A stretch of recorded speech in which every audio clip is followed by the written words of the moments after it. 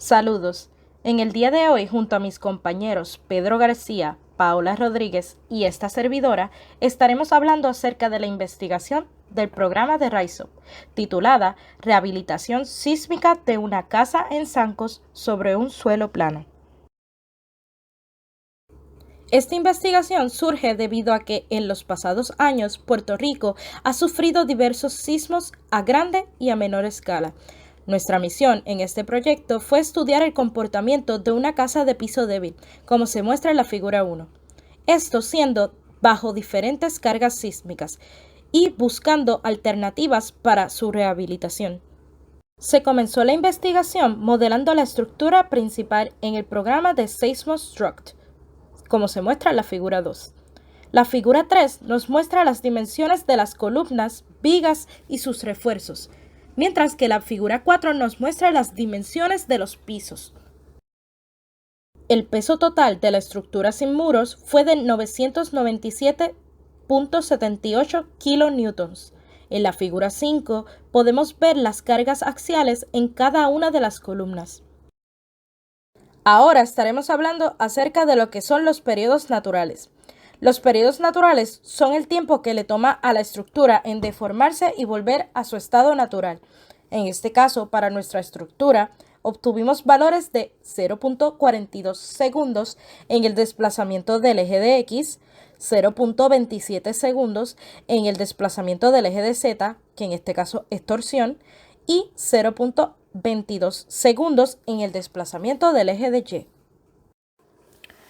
Además de encontrar el periodo natural de la estructura, se realizó un análisis de carga lateral. El análisis de carga lateral consiste en aplicarle una fuerza en dirección a los ejes, X y Y en nuestro caso, y observar el comportamiento de la estructura. Utilizando el modo Static Pushover Analysis, creamos diferentes criterios que nos ayudaran a visualizar el comportamiento de la estructura al aplicarle esas cargas estáticas. Esta es la gráfica de análisis de carga lateral. En ella observamos las curvas de empuje en el eje de X, que lo podemos ver en la gráfica azul, y empuje de Y, que lo podemos ver en la gráfica naranja. Como podemos observar, la capacidad es menor en el eje de X comparada a la del eje de Y. Podemos decir que esto demuestra que las paredes a los lados de la estructura son las más débiles. Pues para rehabilitar esta estructura se utilizaron dos métodos distintos: la colocación de ariostres de acero y la colocación de paredes estructurales entre columnas del primer piso. Estos elementos se construyen entre columnas existentes para fortalecer la estructura y evitar desplazamientos grandes. A continuación les estaremos mostrando cómo es el comportamiento de cada caso de nuestra estructura. Ahora les presentaremos las pruebas realizadas a la estructura con ariostramientos de acero. Al momento de colocar ariostramientos en nuestra estructura, analizamos diferentes maneras de reforzar sin comprometer el funcionamiento del primer piso, el cual es utilizado como marquesina. Llegamos a la conclusión de utilizar la configuración que se muestra en la figura 7. Esta figura está conformada por ariostramientos circulares con una sección de 168.3 por 3.6. En ella se encuentran dos bracings concéntricos en forma de X para el eje de X y un brace por sección entre columnas para el eje de Y en forma de V y V invertida. El peso ahora de nuestra estructura es de 1005.13 kilonewtons. En esta imagen podemos ver los periodos naturales de la casa con ariostramientos, que serían el sistema de bracing. Podemos ver que en el eje de X tenemos un periodo natural de 0.16, en el eje de Y tenemos un periodo natural de 0.12 y en el eje de Z, que es responsable de la torsión, tenemos un periodo de 0.10. Si comparamos estos valores de los periodos con los valores de los periodos de la casa sin ariostramientos, podemos ver la gran diferencia que hay entre ellos. Continuamos nuestra investigación realizando un análisis de carga lateral, al igual que hicimos con la estructura original. Tomamos en consideración todos los criterios y procedimos a ver cómo se comportaba la estructura cuando le añadimos ariostramientos.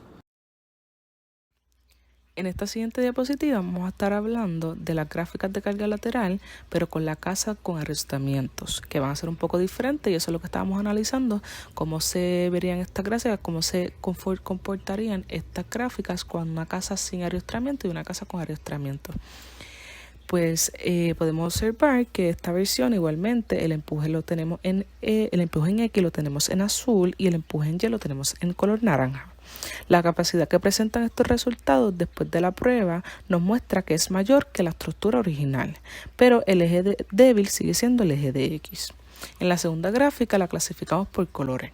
En la leyenda podemos ver los criterios y dónde cada uno de esos criterios se cumplen en la gráfica.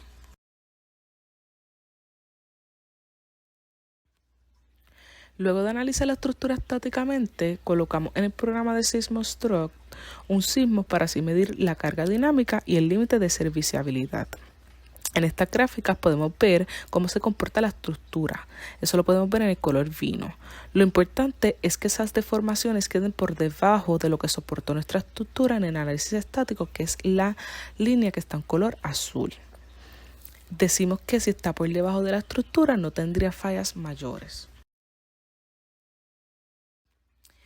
Así como estábamos hablando de la transparencia anterior, aquí estamos viendo el comportamiento en ambas direcciones de un sismo que evalúa el límite de colapso y podemos notar cómo el desplazamiento queda nuevamente por debajo de la gráfica azul, que es lo que aguanta cuando estamos midiendo el empuje estático.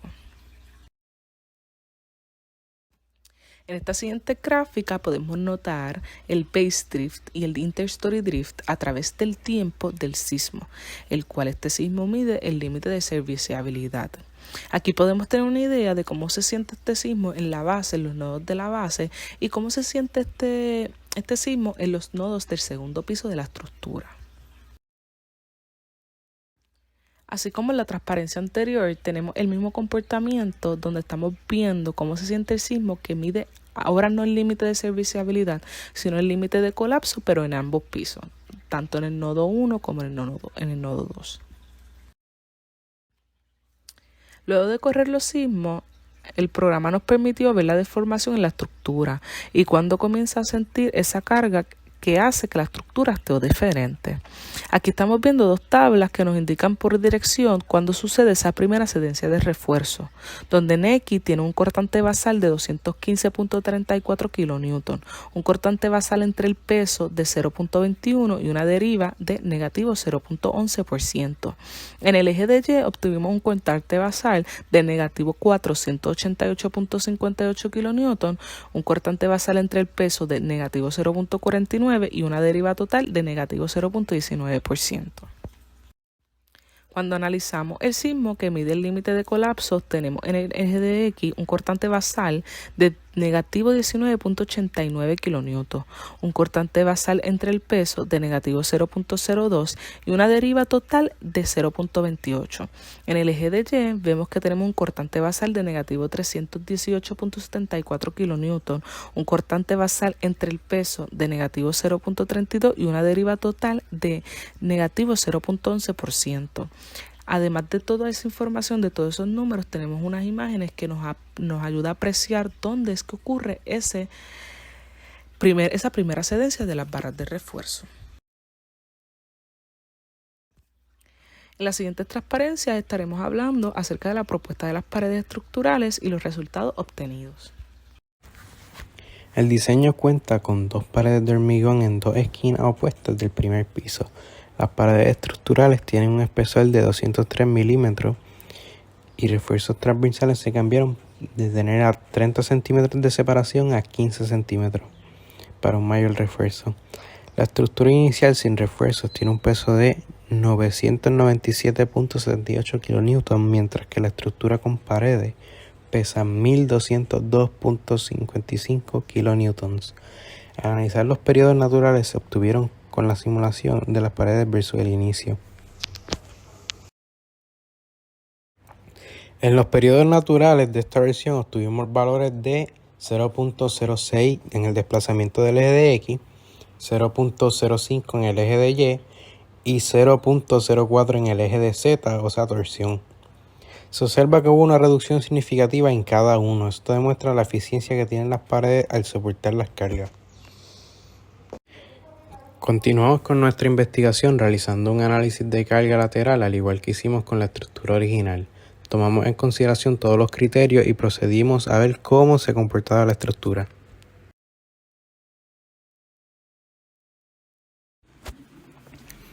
Observamos la gráfica de análisis de carga lateral y el comportamiento de ella. Para el eje de X, gráfica azul, vemos que la estructura se vuelve más capaz que la original, que está en gráfica gris, e incluso más capaz que la versión con Arios 3, que nos muestra la gráfica naranja.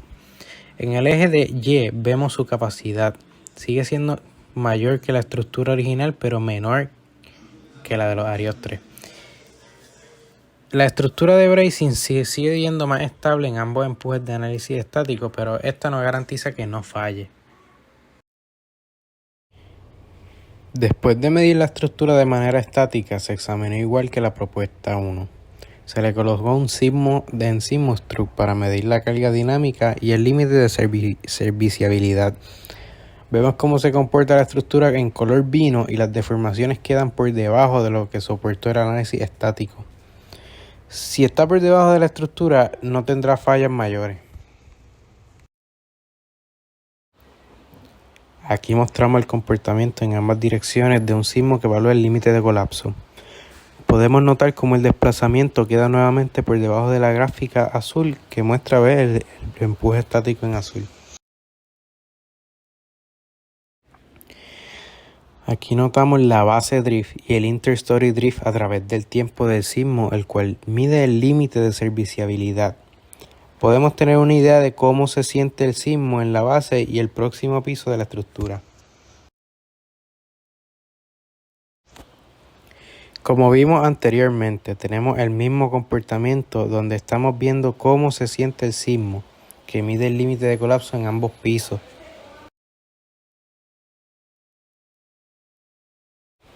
Después de correr los sismos en el programa, pudimos ver las deformaciones en la estructura y cuando se comienzan a sentir esa carga que hace que la estructura actúe diferente. En las dos tablas vemos cuando sucede esta primera excedencia de refuerzo, donde en X tiene una cortante basal de 312.86 kN, 0.26 y una de arriba de 0.33%. En la prueba que mide el límite de colapso, obtenemos en el eje de X un cortante basal de 144.55 kN, el cortante basal de 0.34 y una derriba total de 0.28 en el eje de Y. Vemos que tiene un cortante basal de 369.09 kN, 0.31 de cortante basal y derriba total de 0.12%. Finalmente, si analizamos ambas propuestas de diseño, la estructura con ariostramientos y la estructura con paredes estructurales, podemos concluir que ambos modelos fueron estables, ya que cumplen con los criterios de diseño y pasaron las pruebas de evaluación realizadas. Estas pruebas nos dan una idea de cómo la estructura puede comportarse al ser expuesta a un sismo, pero no garantizan que las estructuras no fallen. Faltan muchos otros aspectos que analizar, pero esto es un buen comienzo para el desarrollo de estructuras de este estilo.